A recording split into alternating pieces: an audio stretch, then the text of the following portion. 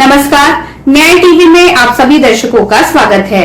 Court roundup की खबरें अब विस्तार से। एक ऐसी स्टूपिड और दिवालिया साइंस है कि पहले क्लोरोक्विन फेल हुई, फिर रेमडेसिविर फेल हो गई, फिर एंटीबायोटिक्स इनके फेल हो गए, फिर स्टेरॉइड इनके फेल हो गए, प्लाज्मा थेरेपी के ऊपर भी कल बैन लग गया और इवरमाक्टिन भी फेल हो गया और जो है अभी एक बुखार के लिए क्या दे रहे हैं वो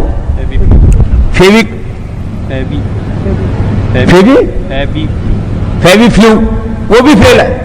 जितनी भी दवाएं दे रहे हैं, फिर लोग कह रहे हैं तमाशा हो क्या रहा है। बुखार की दवाई उनकी कोई कोरोना के ऊपर काम नहीं कर रही, क्योंकि आप बॉडी का टेम्परेचर उतार देते हैं। टेम्परेचर जिस कारण से आ रहा है, उस वायरस को, उस इन्फ्लेमेशन को, उस बैक्टीरिया को, उस जो है अलग उस फंगस को, जो भी अलग अलग प्रकार के इन्फेक्शन से जिस कारण से बुखार हो रहा है, उसका निवारण तुम्हारे पास में है नहीं, तो कैसे ठीक करोगे। इसलिए मैं बहुत बड़ी बात कह रहा हूं, हो सकता है इसके ऊपर कुछ लोग विवाद करें। लाखों लोगों की मौत एलोपैथी की दवा खाने से हुई है। जितने लोगों की मौत हॉस्पिटल न जाने के कारण से हुई, ऑक्सीजन न मिलने के कारण से हुई है, उससे ज्यादा लोगों की मौत ऑक्सीजन के बावजूद हुई है, दवा एलोपैथी की दवा मिलने के बावजूद हुई है। योग गुरु रामदेव के एलोपैथी और डॉक्टरों वाले बयान पर विवाद बढ़ता जा रहा है। केंद्रीय स्वास्थ्य मंत्री डॉक्टर हर्षवर्धन ने रविवार को रामदेव को पत्र लिखकर बयान वापस लेने की मांग की है। हर्षवर्धन ने रामदेव के बयान को कोरोना के खिलाफ लड़ाई लड़ रहे डॉक्टरों का निरादर करने वाला और दुर्भाग्यपूर्ण बताया है। मालूम हो कि सोशल मीडिया पर बयान के वायरल होने के बाद आईएमए समेत डॉक्टरों की विभिन्न संस्थाओं ने रामदेव के खिलाफ कार्रवाई की मांग की थी। हालांकि बाद में पतंजलि योगपीठ ने बयान जारी कर कहा था कि रामदेव की गलत मंशा नहीं थी।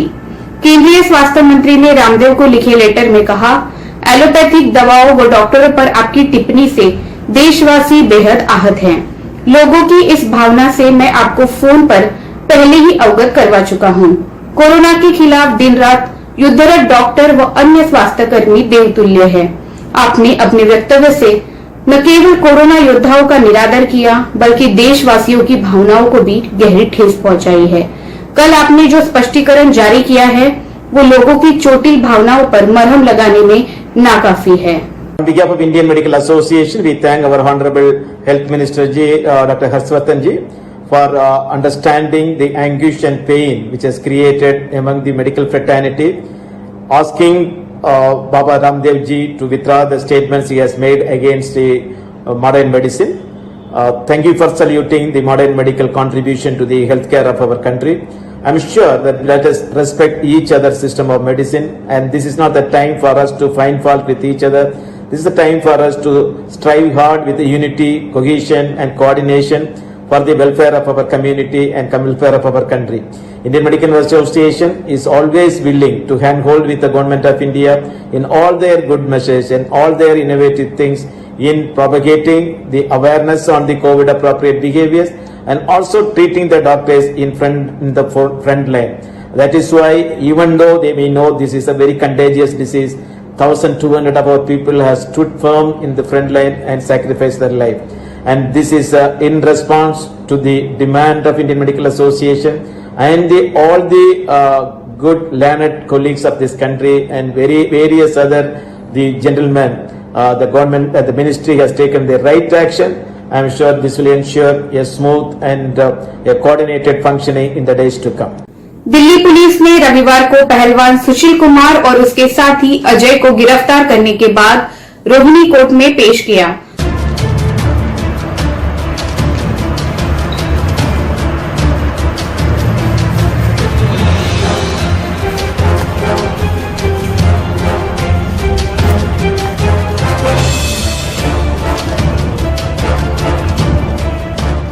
दिल्ली पुलिस की स्पेशल कोर्ट ने दोनों को 6 दिन की पुलिस रिमांड में भेज दिया है।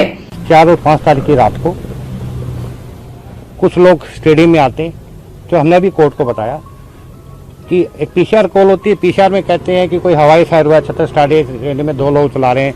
पीसीआर आती है, 3 लोग वहाँ पे इंजर्ड होते हैं, सोनू एंड जिसकी डेथ हो गई हो, वो वहाँ से मौके पे पीसीआर चली जाती है। तो कहीं पे भी 3 आदमी हैं, उन्होंने किसी ने कोई स्टेटमेंट नहीं दी कि सुशील कुमार ने या उनके दोस्तों ने मारा, जबकि होश में थे। वो हॉस्पिटल चले जाते, हॉस्पिटल जाने के बाद भी एमएलसी होती है, एमएलसी के अंदर डॉक्टर पूछता है कि चोट कैसे लगी, किसने मारा, उसमें भी इन्होंने किसी भी, इनफैक्ट सुशील कुमार जी का कहीं पे नाम नहीं लिया। पुलिस 7 घंटे डिले एफआईआर लॉन्च करती है, इससे पुलिस की इंटेंशन जाहिर होती है। देश जहाँ पे इंसिडेंट हुआ वो 1 किलोमीटर दूर है पुलिस स्टेशन से, दिल्ली पुलिस जो पुलिस थाना है उससे 1 किलोमीटर के डिस्टेंस पे है, और उन्होंने पुलिस स्टेशन ने एफआईआर लॉन्च करने में 7 घंटे डिले किया। उस टाइम 308 सेक्शन सिर में चोट लगने में से एफआईआर लॉन्च होती है। 6-7 घंटे बाद ये किडनैपिंग 365 और 302 की एफआईआर लॉन्च करते हैं। मेरा यही क्वेश्चन कोर्ट के अंदर था कि जो इंसिडेंट हुआ है, डीजी जिसके चोट लगी, उन्होंने पुलिस वालों ने जो पीसीआर की, उन्होंने किसी ने ये नहीं बताया कि सुशील कुमार जी ने मारा या सुशील कुमार जी के साथियों ने मारा। हमने कोर्ट को सेटिस्फाई ये किया है कि जो भी ग्रुप था, जो जिनके चोट लगी, इन 2 ग्रुपों का झगड़ा था स्टेडियम में, सुशील कुमार जी खाली उसको समझौता कराने के लिए, झगड़ा को खत्म करने के लिए उनके इन्वॉल्व हुए थे। दिल्ली पुलिस का बार बार एक स्टेटमेंट आ रही है कि भाई ये पहले शालीमार बाग गया, मॉडल टाउन गया। एक सीसीटीवी फुटेज दिल्ली पुलिस ये दिखा ले कि सुशील जी वहां पे कहीं गए हैं। एक वीडियो रिकॉर्डिंग ये बता रहे हैं, वीडियो रिकॉर्डिंग में खाली है कि सुशील कुमार जी किसी को छुटवा रहे हैं, या पुलिस उसको क्यों नहीं दिखाती मीडिया को? मीडिया पर्सन को तो दिखा सकती है कम से कम आके कि सुशील कुमार जी उसमें मार रहे नहीं मार रहे। तो हमने कोर्ट को अप्रोच किया पुलिस रिमांड के लिए। अब ऑनरेबल कोर्ट ने 6 दिन का पुलिस रिमांड। इससे पहले दिल्ली पुलिस ने 12 दिन की रिमांड की मांग की थी। इससे पहले कोर्ट ने दिल्ली पुलिस को सुशील कुमार से कोर्ट रूम के अंदर 30 मिनट तक पूछताछ करने की अनुमति दी। दिल्ली पुलिस ने पंजाब से किया गिरफ्तार। पहलवान सागर धनखड़ हत्याकांड में दिल्ली पुलिस ने आरोपी सुशील कुमार और उसके राइट हैंड अजय को गिरफ्तार कर लिया है। दिल्ली पुलिस ने सुशील और उसके साथी अजय को शनिवार को पंजाब से गिरफ्तार किया था। पहलवान सुशील पर पुलिस ने 1 लाख रुपए और अजय पर 50,000 रुपए का इनाम रखा था। आज इन्हें कोर्ट में पेश किया गया, जहां से इन्हें 6 दिन की पुलिस रिमांड पर भेजा गया है। एसएल की टीम ने आज अर्ली मॉर्निंग में फरार रेसलर सुशील कुमार और उसका साथी अजय अलियास सुनील को दिल्ली का मुंडका इलाके से गिरफ्तार कर लिया है। सुशील और अजय अलियास सुनील ये पीएस मॉडल टाउन के एफआईआर नंबर 28/21 धारा 302, जो कि अन्य एक रेसलर की हत्या का मामला से संबंधित है, उसमें ये दोनों वांटेड चल रहे थे।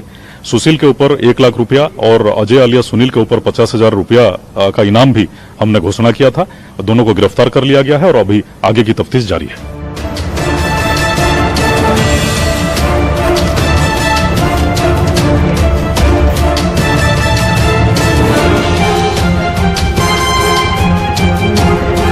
दिल्ली उच्च न्यायालय ने शुक्रवार को bar council of Delhi BCD को वेरीफाइड सत्यापित वकीलों की पूरी सूची को रिकॉर्ड में रखने का एक आखिरी और अंतिम मौका दिया, जो सीएम एडवोकेट वेलफेयर पॉलिसी के अनुसार इंश्योरेंस पॉलिसी पाने के हकदार हैं।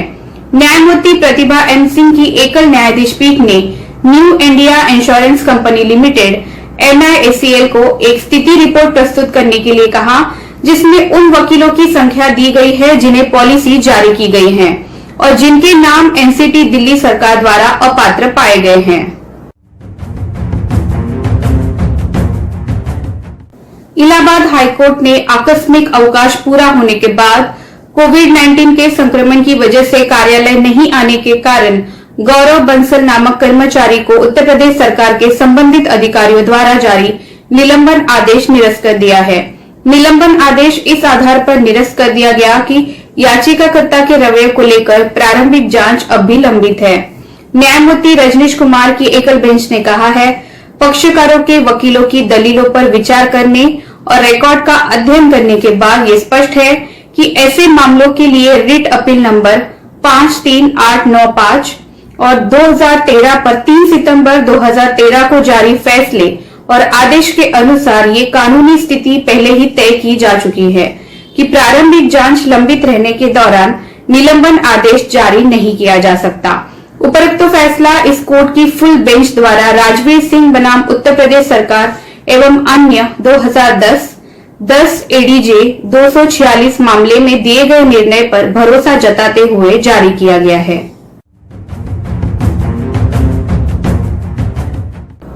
दिल्ली हाईकोर्ट ने गुरुवार 20 मई को भारतीय स्टेट बैंक एसबीआई को यह सुनिश्चित करने का निर्देश दिया है कि विदेशी धन प्राप्त करने वाले गैर सरकारी संगठनों द्वारा विदेशी योगदान विनियमन अधिनियम एफसीआरए खाता खोलने के लिए आवेदन जल्द से जल्द संशोधित किए जाएं और उनके बैंक खाते केंद्र सरकार से मंजूरी मिलने के 10 दिनों के भीतर चालू किए जाएं।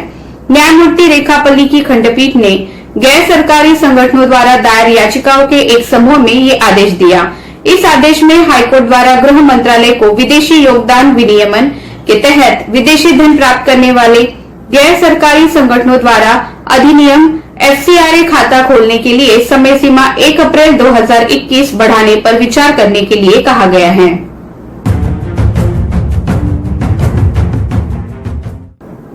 केरल हाईकोर्ट ने एक फैसले में कहा है कि माता या पिता का कोई भी कृत्य जो बच्चे को अलग थलग करके दूसरे माता या पिता के प्रति उसके प्यार और स्नेह पर रोक लगाता है वो मानसिक क्रूरता है। एक पति द्वारा दायर वैवाहिक अपील पर जिसमें पत्नी पर क्रूरता का आरोप लगाया गया था, जस्टिस ए मोहम्मद मुश्ताक और जस्टिस डॉक्टर कौसर एडपागत ने कहा, इसमें ज्यादा पीड़ादायी कुछ नहीं हो सकता है कि आपकी ही संतान आपका ही खून आपको अस्वीकार करे। प्रतिवादी के उपरोक्त कृत्यों ने बच्चे की अपीलकर्ता से जानबूझकर अलग कर दिया है। इसमें कोई संदेह नहीं है, ये मानसिक क्रूरता का गठन करता है।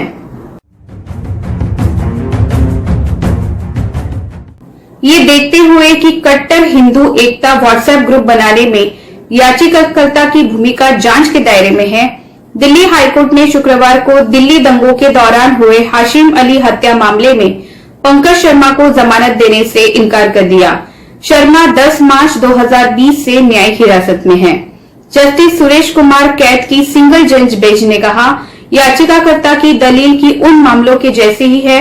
मौजूदा मामले में कोई सीसीटीवी फुटेज मौजूदा नहीं है और इसलिए अपराध में याचिकाकर्ता की संलिप्तता साबित नहीं होती है, स्वीकार नहीं की जा सकती क्योंकि सीसीटीवी फुटेज के रूप में तकनीकी सबूत नहीं हो सकते हैं। लेकिन याचिकाकर्ता का कॉल डिटेल रिकॉर्ड घटना के दिन वारदात की जगह पर उसकी मौजूदगी और कट्टर हिंदू एकता व्हाट्सएप ग्रुप में उसकी भागीदारी को दिखाती है। ये अभी भी जांच के दायरे में है। इसके अलावा पीसीआर कॉल रिकॉर्ड, चश्मदीद गवाहों और अन्य गवाहों के बयान याचिकाकर्ता के प्रति उदार दृष्टिकोण रखने से इस न्यायालय को रोकते हैं।